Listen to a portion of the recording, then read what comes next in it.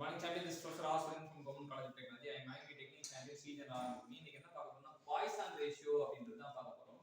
Poisson ratio வந்து it is ratio of lateral strain to the lateral strain to the top longitudinal strain சொல்லுவாங்க. இல்லாட்டி lateral strain to the top linear strain கூட சொல்லலாம். இல்லாட்டி lateral transverse strain to the top linear strain. lateral strain க்கு இன்னொரு பேர் இருக்கு or transverse strain போட்டுங்க. linear strain க்கு இன்னொரு பேர் இருக்கு. மேல transverse strain இத வந்து linear strain. சோ அப்படியே சொல்லலாம் இப்படியே சொல்லலாம் அப்படிங்கறத தெரிஞ்சுக்கலாம். மறக்காம அந்த மைனஸ் போடுவாங்க. ஏன் மைனஸ் போடுறாங்க அப்படிங்கிற ஒரு பல நாள் பஞ்சாயத்து இருக்கு. ஏன்னா லாங்கிடியூட் ஸ்ட்ரெயின்னா ஒரு திசையில இருக்குன்னா இருந்தோம் அப்படின்னா இன்னொரு திசையில குறையும். சோ இங்க ஏறுது அங்க குறையுதுன்றது தான் மைனஸ் போட்டுருக்காங்க. சோ mu = 0 னா என்ன அர்த்தம்னா லேட்டரல் ஸ்ட்ரெயின் 0வா இருக்கலாம். lateral strain mu = 0 அப்படினா ஃபர்ஸ்ட் பாயிண்ட் வந்து lateral strain வந்து 0 ஆகும். மேல 0 ஆதா மேல 0 ஆதா அதுவும் 0 ஆக வாய்ப்பு இல்ல. கீழ இன்ஃபினிட்டா இருந்தா லாங்கிடியூட் strain இன்ஃபினிட்டா இருந்தா 0 ஆகிறதுக்கு வாய்ப்பு இருக்கு. அப்ப mu எப்ப 0 ஆகும்? எப்பவுமே வந்து ஒரு வேரியபிள் எப்ப 0 ஆகுதுன்றது ரொம்ப ரொம்ப முக்கியமான விஷயம். ஒரு வேரியபிள் எப்ப 0 ஆகுது? இப்ப பாய்சான் ரேஷியோ எப்ப 0 அப்படினு பாத்தீங்கன்னா lateral strain 0வா இருந்தா பாய்சான் ரேஷியோ 0 இல்லாட்டி longitudinal strain வந்து இன்ஃபினிட் ஆக 0. ஏனா 1/infinite போட்டா என்ன வரும்? 0 தான் வரும்.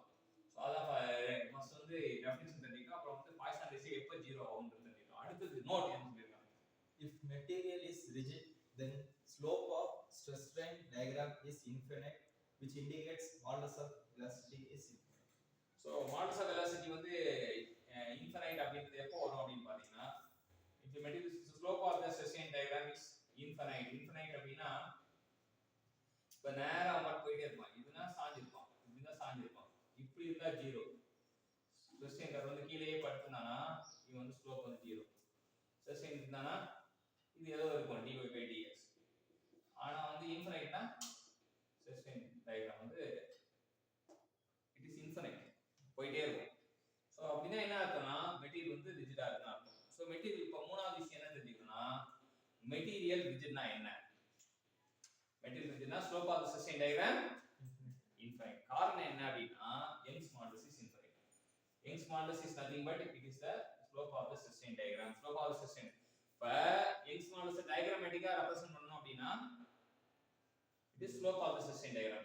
Slope கண்டுபிடிக்கணும் இல்லையா? Slope of the stress strain diagram gives the Young's modulus அப்படிங்கிறது தெரிஞ்சுக்கலாம். So Young's modulus infinite என்ன புரியுது?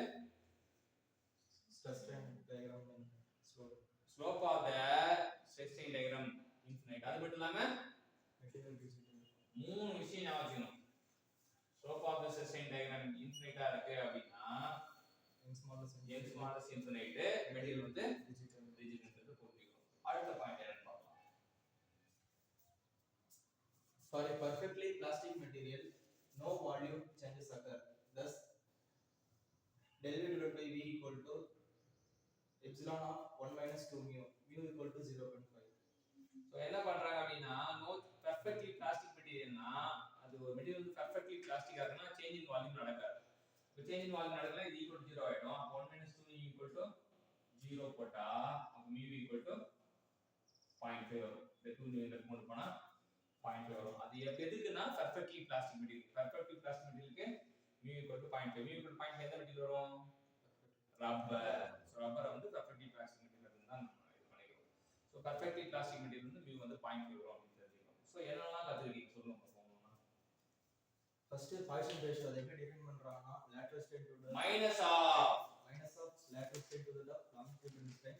அது இன்னொரு பேர் எப்படி சொல்லணும்னா transverse strain to the lateral strain இன்னொரு பேர் transverse strain, longitudinal வந்து linear strain சொல்லலாம். ஓகே.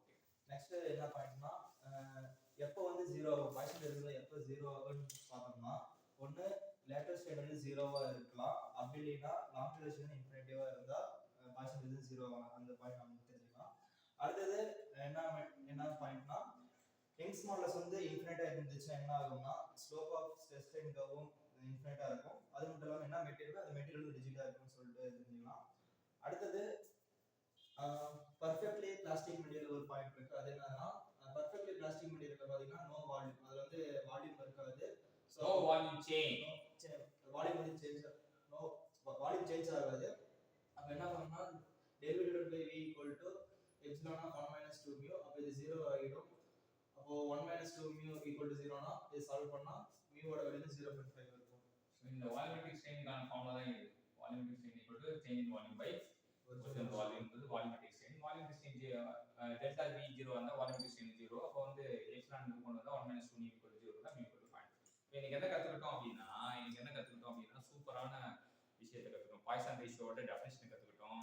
அப்புறம் ரிஜிட் மெட்டீரியலுக்கு எப்படி இருக்கும், யங்ஸ் மாடல்ஸ் எப்படி இருக்கும், slope of the strain diagram எப்படி இருக்கும் கத்துக்கிட்டோம். அப்புறம் பெர்ஃபெக்ட்லி பிளாஸ்டிக் மெட்டீரியல்னா என்னன்னு கத்துக்கிட்டோம். அதுக்கு சேஞ்ச் இன் வால்யூம் வந்து இருக்காதுன்னு கத்துக்கிட்டோம். அதனால வந்து mu equal to 0.5 கத்துக்கிட்டோம். எல்லாமே கத்து கொடுத்த ஸ்டீஜனுக்கு